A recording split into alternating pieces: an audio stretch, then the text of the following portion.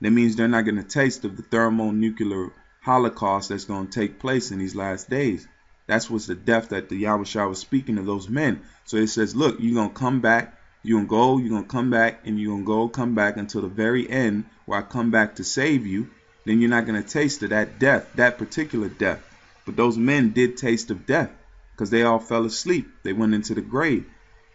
And it says, and he said unto them, verily I say unto you, that there be some that of them that stand here which shall not taste of death till they have seen the kingdom of Yahweh coming with power.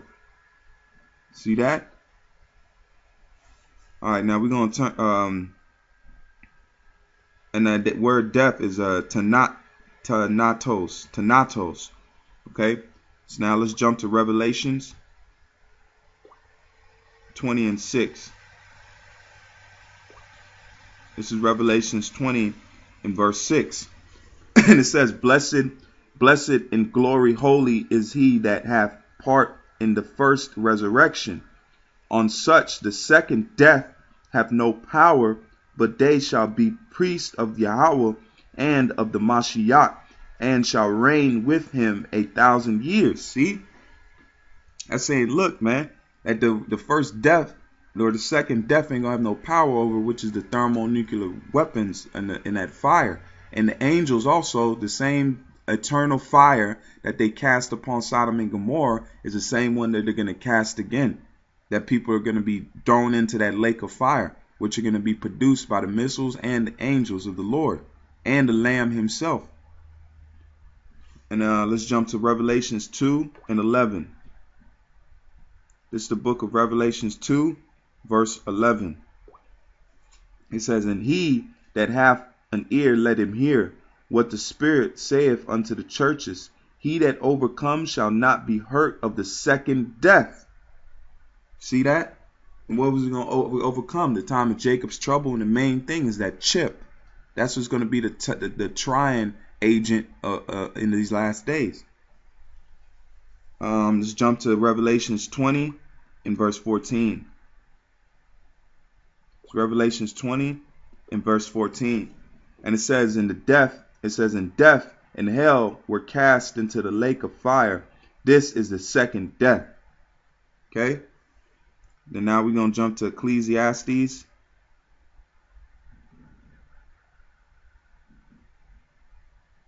We're going to jump to Ecclesiastes 3 and 19. This is Ecclesiastes 3 and 19. And it says to 21. It says, For that which befalleth the sons of men befalleth beasts, even one thing befalleth them, as the one dieth, so dieth the other. Yea, they have all one breath, so that a man have no preeminence over above a beast for all his vanity. Because he says, what separates us between us and the beast is the law. And having the understanding of the law, statutes, and commandments, man. That's what the Most High separated us from being beasts. Because if you don't have that law, you live in lawless, man. Verse 20 says, All go unto one place. All are of the dust, and all turneth to dust again. Who knoweth the spirit of man that goeth upward, and the spirit of the beast that goeth downward to the earth? Because that's what I was saying earlier, that when you die, your spirit goes up to Yahweh Bashem Yahushai, and then your flesh goes into the ground. Because we're just made of elements. The same elements that's in the ground is the same elements that make up our body. Okay? And then we're going to jump to Revelations 10 and 11. Revelations 10, verse 11. It says, And he said unto me, Thou must go. Salakia, read it again. And he said unto me, Thou must prophesy again. Let's look at that word again. And it's palin. Anew, again, renewal and repetition of the action. Again, anew, again, further, moreover, in turn, on the other hand. So one is anew, again. So he told John that you're going to prophesy again.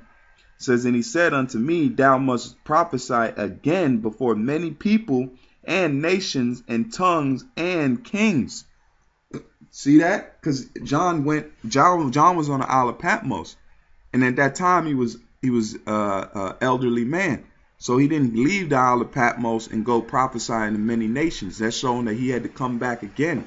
He had to die out of that body he was in, and then be risen up again to prophesy and give the account, man, and give an account again, man. That's what Yahushua was telling them.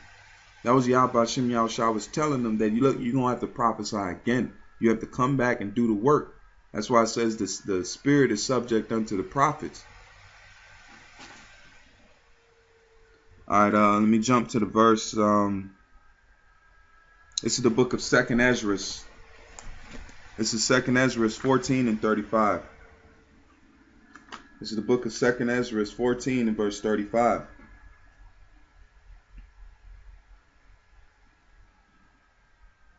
It says, for after death shall judgment come, when we shall live again. Read that one more time, just in case you missed it. It says, for after death shall judgment come, when we shall live again, and then shall the names of the righteous be manifest, and the works of the ungodly shall be declared. See that? When he told unto John that you have to come again and do the work. That's how you're going to be known. We might not know exactly, but the work, man, the work the same spirit that was in that prophet is the same one that's going to shine again when he comes back in that flesh. So really, you don't have to know who you are. Your works are going to follow you, man. You see what I'm getting at? That's how you say, look, man, he's doing things that what John did. See, that's how Yahushua was saying about John and Elijah, man, being the same one. John didn't know who he was, but the works that he was doing foreshadowed with Elijah. That's why we say Abba Bivens was Elijah coming back, because what did he say? That he's going to turn the hearts of the children back unto the Father. And his name was Abba, Father. See that? So it was just his actions were showing who he was, man. And that's why Yahushua kept saying, him that have ears, let him hear. If you have the ears to understand, then this is Elijah that was for to come. So you got to be given this thing. Just like he asked Peter, who do you say that I am? And Peter said, you're the son of man. You're him. And it says, my Father in heaven have given you this. So really, if you guys can't get it, you haven't been given it. I'm sorry to say it. If you haven't been getting, that's not no pride, boasting, anything, man. This all goes back to what Yahweh Shem Yahushua wants, man, and what he gives out. All right, read that again. It says, for after death shall the judgment come, when we shall live again, and then shall the name of the righteous be manifested, and the works of the ungodly be declared. And let me jump to Wisdom of Solomon 5 and 15. This is Wisdom of Solomon 5 and verse 15. And it says, but the righteous live forevermore. Their reward is also with the Lord. See, how's your reward going to be with you if you just go into the spiritual world and never come back? Because you get your reward down here, man. And it says, but the righteous liveth forevermore. Their reward is also with the Lord, and the care of them which them is with the Most High. All right, let me jump to Luke. This is the book of Luke 9 and 8. And I think I'm going to end out on this.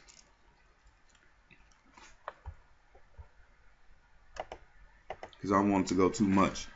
This is the book of Luke 9 and verse 8.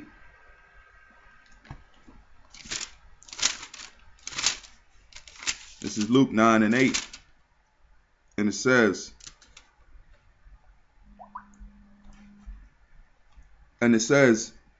and some that Elijah had appeared. It says, let me read up. It says, and now Herod and the Tetrarch heard of all that was done by him, and he was perplexed, because that it was said of some that John had risen from the dead, and of some that Elias had appeared, and of the others that one of the old prophets was risen again.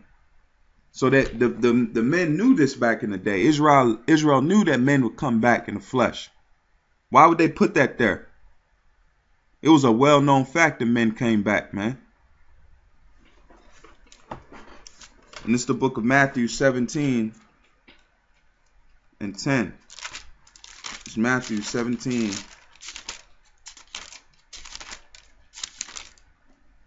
and verse 10. And it says, and the disciples asked him, saying, why then say the scribes that Elias must first come? And Yahushua said unto them, Elias truly shall first come and restore all things. But I say unto you that Elias has come already, and they knew him not, but have done unto him whatsoever they listed. Likewise shall also the Son of Man suffer of them. See? So it says Elias has already come. So it's reiterating that, look, men come back in the flesh. Okay? And then this is Mark 6 and 15. It's the book of Mark 6 and verse 15. And it says, and the other said that it is Elias, and the other said that it is a prophet, or as one of the prophets. But when Herod heard thereof, he said, it is John whom I beheaded. He is risen from the dead. See? Hey, this is Psalms 104:29. This is it. This is the book. This is comical, man. And that's why we give all praise to Yahweh Bashim Yahushua for opening up our minds, man. That's all we can thank. Because this ain't given unto everybody. It's the book of Psalms 104 in verse 29. And it says, thou hidest thy face, they are troubled. Thou takest away their breath, they die and return to their dust. Thou sendest forth thy spirit, they are created, and thou renewest the face of the earth. The glory of the Lord shall endure forever. The Lord shall rejoice in his work. All right. So with that, I'm going to give all praise to Yahweh Bashim Yahushai. Barakatah Yahweh, Barakatah Yahushai. And I hope you brothers were edified. And I hope this answered the question, man. Okay.